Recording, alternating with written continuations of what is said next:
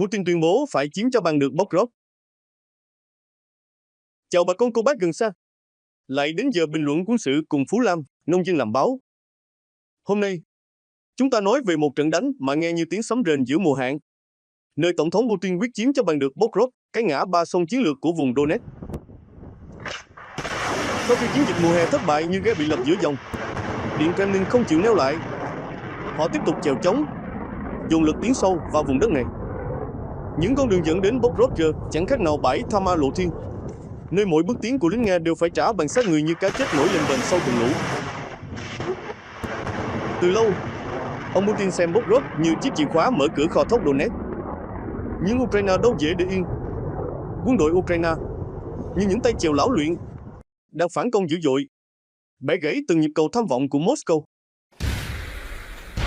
Theo Euromaidan Press, các đòn phản công nổ ra sát Dobropolia, nơi được ví như cống ngăn lũ bảo vệ Pokrovsk.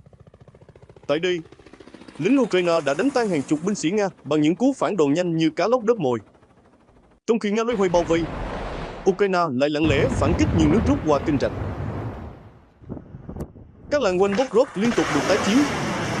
Đơn vị tinh nhuệ từ Kukrevia đánh vào sườn Nga như ghe máy lao vào bờ đê, phá tan chiến lược bao vây. Mỗi mét đất là một trận giằng co, nhưng Ukraine cho thấy không có tấc đất nào mà Nga chiếm được mà không phải trả bằng máu. Và đó là chủ đề chính hôm nay. Một chiến dịch quy mô lớn chưa từng thấy được Tổng cục Tình báo Quốc phòng Ukraine (HUR) tung ra sát Pokrovsk, đánh thẳng vào lỗ hổng chiến lược của Nga.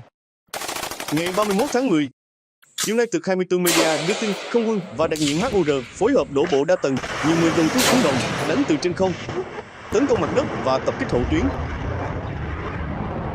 Mục tiêu rõ như nước trong tái chiếm từng quận chiến lược mà Nga biến thành pháo đài.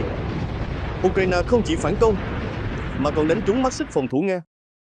Giải phóng vùng quanh Pokrovsk giúp Ukraine phá thế bao vây, giành lại hành lang hậu cần như mở đường mương thoát nước cho ruộng lúa đang ngập. Tin chấn động từ mặt trận chính, tướng Kirill Budanov, giám đốc HUR, đích thân ra chiến trường giám sát chiến dịch. Mọi ánh mắt đổ dồn về Kocherivka, ngôi làng nhỏ nhưng chiến lược như cái đập ngang nước. Ngày 22 tháng 10, lính dù Ukraine đổ bộ xuyên thủng phòng tuyến Nga, đánh bật địch khỏi cứ điểm. Giữa khói lửa, Ukraine thực hiện nhiệm vụ nhân đạo, giải cứu 10 thường dân khỏi vòng vây bằng drone do thám, như thuyền cứu hộ vớt người giữa dòng lũ sau khi dân được an toàn. Lính Ukraine quay lại chiến tuyến, tiếp tục truy kích. Và rồi, điều không ai ngờ, khoảng 50 binh sĩ Nga buông súng đầu hàng ngay tại Kocherivka, một hình ảnh hiếm hoi như cá tra nổi bụng giữa ao tù.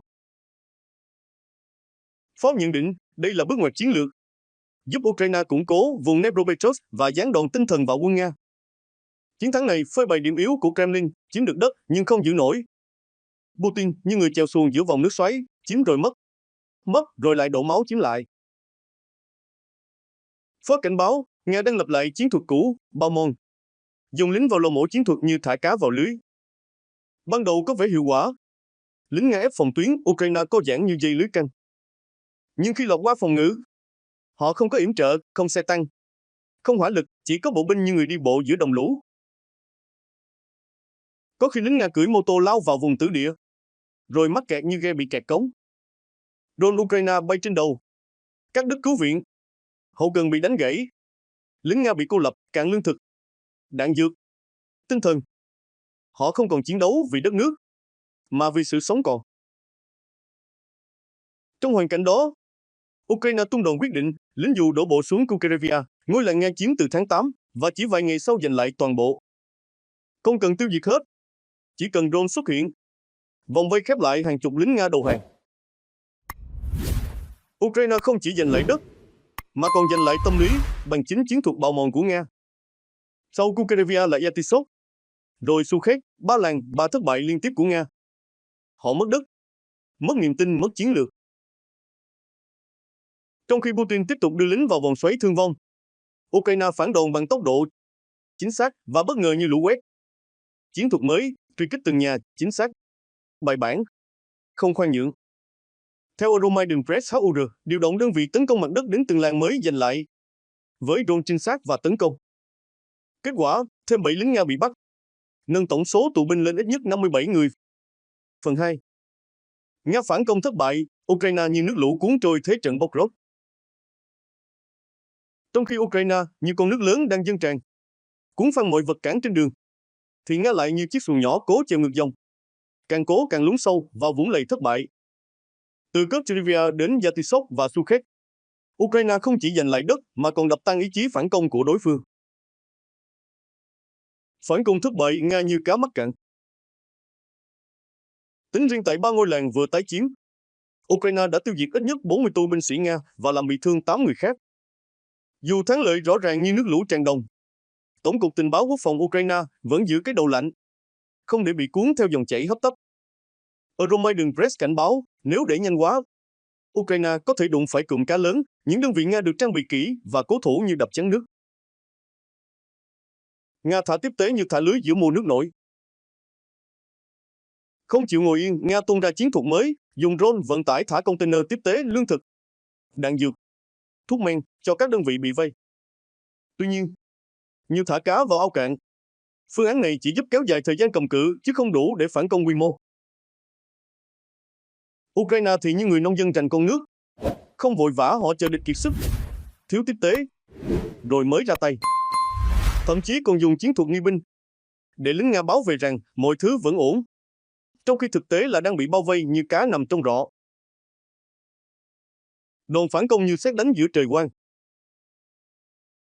Khi Nga còn đang loay hoay với dữ liệu sai, Ukraine bất ngờ phản công, giành lại đất và tiêu diệt địch ngay trước khi họ kịp trở tay.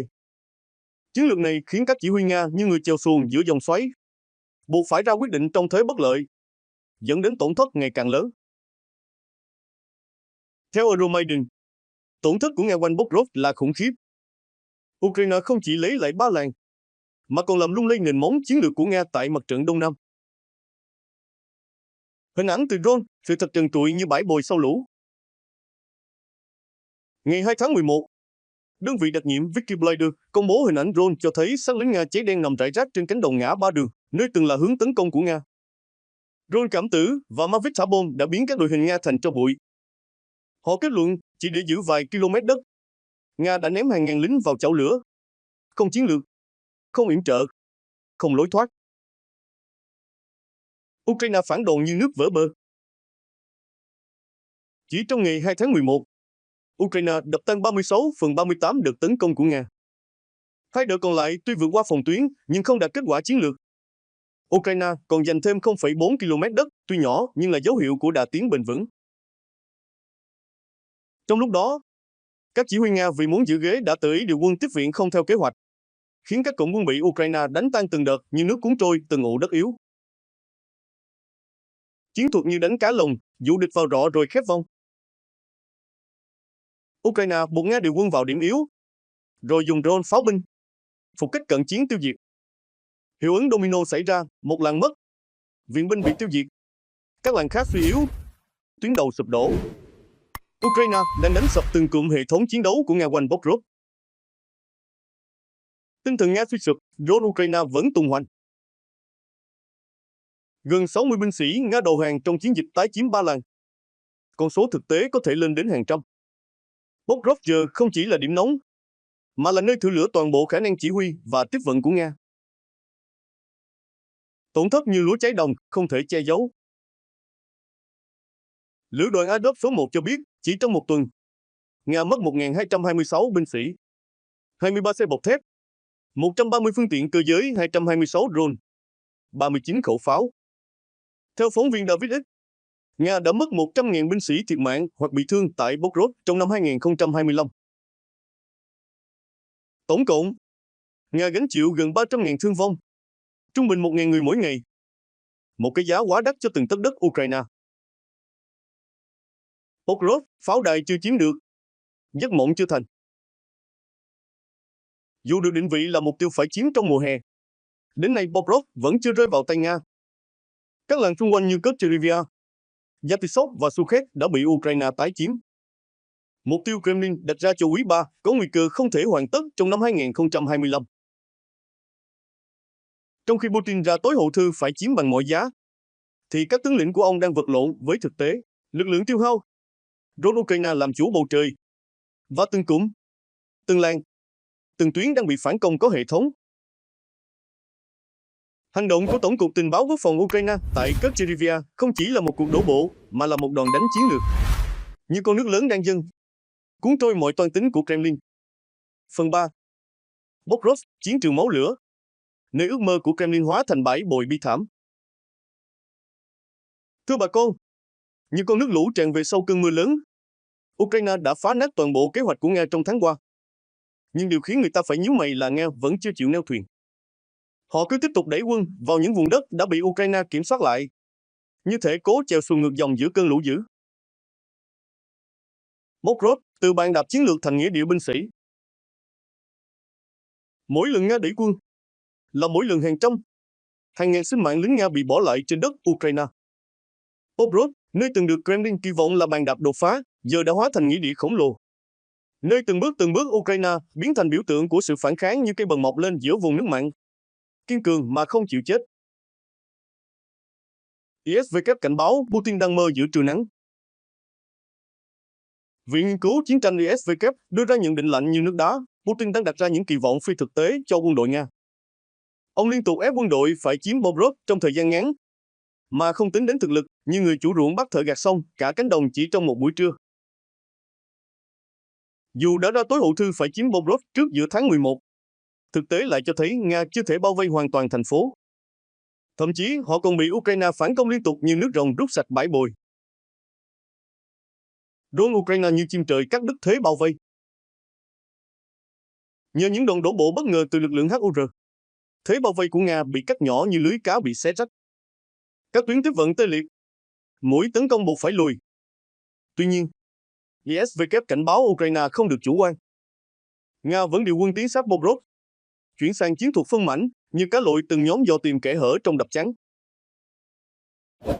Nga lọt vào nội thành như cá lạc ao. Theo BBC, đến ngày 28 tháng 10, Nga đã thiết lập một chốt nhỏ bên trong nội thành Pokrovsk.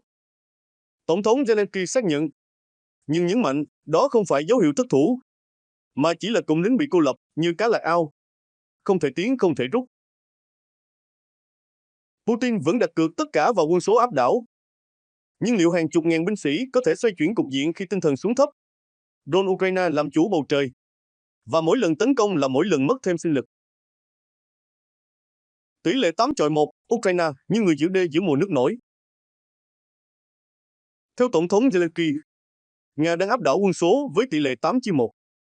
Khoảng 200 binh sĩ Nga đã lọt vào nội thành.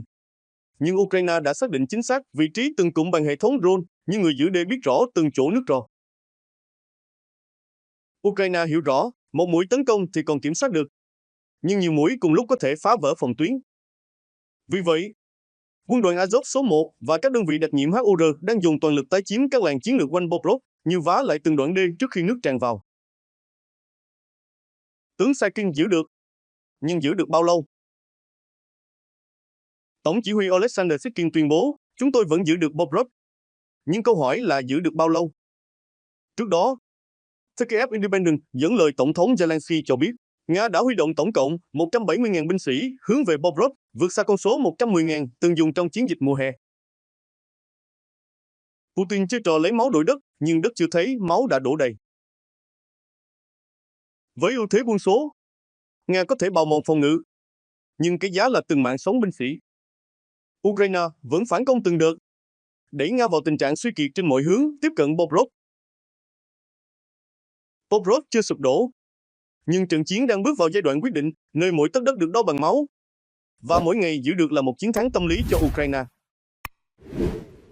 100.000 binh sĩ Nga đã thiệt mạng, cái giá quá đắt cho một bàn đạp. Theo các chuyên gia quân sự, hơn 100.000 binh sĩ Nga đã thiệt mạng chỉ trong chưa đầy một năm. Cái giá này vượt xa giá trị chiến lược mà Pokrovsk có thể mang lại. Nơi từng được Kremlin xem là bàn đạp, giờ đã trở thành nghĩa địa tập thể, như ruộng lúa bị bỏ hoang sau mùa lũ. Nội bộ Nga rạn nứt, lính xử lính, niềm tin bị nghiền nát. Theo tình báo Ukraine, nhiều vụ xử bắn binh sĩ Nga đã xảy ra tại Pokrovsk, nơi lính từ chối tiếp tục tấn công trong điều kiện thiếu đạn, thiếu chỉ huy, thương vong quá lớn. Tinh thần chiến đấu sụp đổ. Lính hiểu rằng họ đang bị đẩy vào cuộc chiến không có lối thoát. Những người sống sót bị ép tiến lên, trong khi chỉ huy cấp trên cố giấu tổn thất khỏi Kremlin. Zaporozhye không còn là thành phố, mà là biểu tượng của sự tuyệt vọng chiến lược. Chiến thắng bằng máu hay cuộc tự hủy của Putin?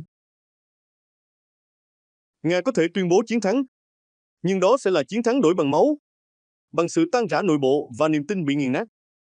Cuộc chiến mà Putin gọi là chiến dịch quân sự đặc biệt đang dần biến thành một cuộc tự hủy trên chiến trường, như người chủ ruộng tự đốt lúa mình để giữ lấy cái danh. Phú Lâm xin kính chào quý cô bác, quý khán giả. Nếu bà con đồng tình với nhận định của chương trình xin để lại bình luận. Còn nếu có ý kiến khác, chúng tôi cũng không ngại trao đổi. Chương trình hôm nay xin phép tạm dừng tại đây. Phú Lam, nông dân làm báo, xin chào và hẹn gặp lại trong kỳ sau.